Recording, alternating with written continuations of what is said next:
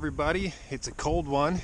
If you have been keeping up with us on our farm page on Facebook, you'd know that we had a couple goats almost die the other night.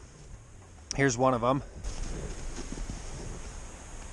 How you feeling, Bubba?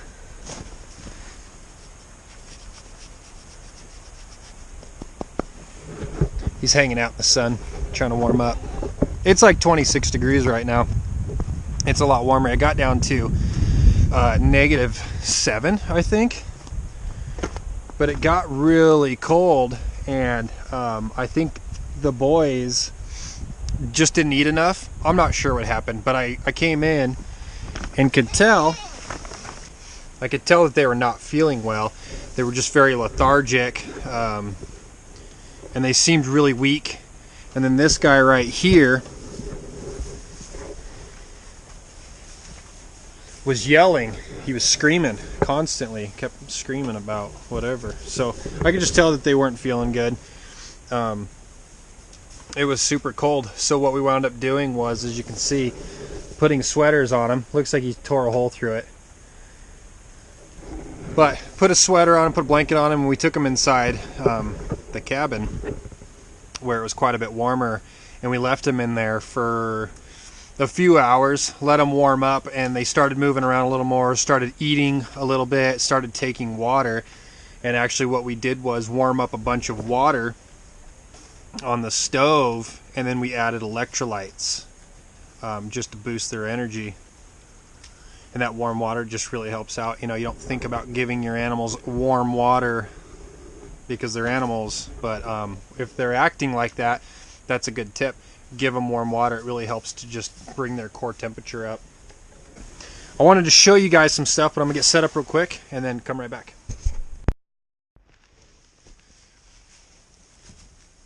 All right, so we're back. We're out in the little goat. It was a hay barn.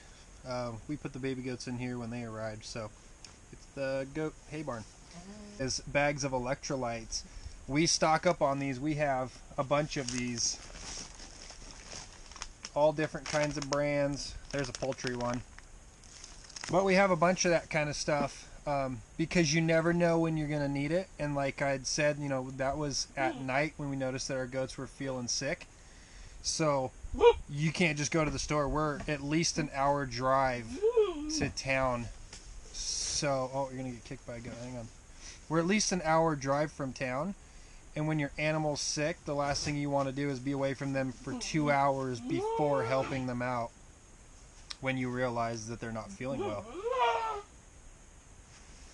He's flirting with the girls. You know he's feeling better if he's flirting with the girls already. Wyatt, I think they like your sweater, bud. Yeah. He's so goofy. Another tip. One of the reasons I think our goats were very close to death. They were very sick. Actually, we were trying to push them to the house. They didn't want to walk, and if we pushed too much, they would collapse. So I think they were very close to dying on us. One of the things that we do is when we go out and feed the animals, we don't just feed them and then walk away. Every morning is a checkup, and every night is a checkup on how they're doing. So we feed them, and then we watch them. You know, we examine how they're doing, their body, and this is going to help you to catch any sort of early illnesses or sicknesses. And also, if you're watching them all the time, you're very aware of their body language, and if they're acting off and that's not their characteristic, you're going to know that something's up and that you need to watch that animal closely. For us, it happened quick, but because we're with these guys all the time, I think we caught it quick enough that we were able to save their lives. I think we should have had 2 dead goats. We got a couple thermometers. That one's brand new, still in the box. Hang on to thermometers, especially with goats. Goats are they're kind of a hardy animal, but when they start to go, it seems like they go. From what I've been told, we haven't lost any of our goats because we've had this kind of stuff. But it seems like once they're going downhill, they die. It's hard to bring them back.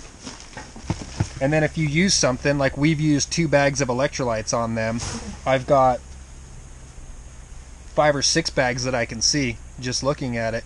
But next time I go to the feed store, I'll replenish it, so I will get at least 2 bags. They're so cheap, it's just easy to grab a handful of them. And it just works better than water to help boost their system. So we got a bunch of stuff in here. One good thing to keep in all of these is gloves. Anytime you're handling the animal's blood, you should put little rubber gloves on. Just throw a whole pack in here and forget about them until you need them, and you'll see them.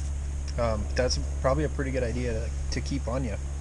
If you've got a little treasure chest here full of goodies for your goats or different animals, but if you've got them for goats and you see or you use a product that you didn't see me pull out of here, or you have a suggestion, let me know. Tell me in the comments. Let me know what you guys use, something that maybe I should add that I don't know about, or a cool product that works for you guys.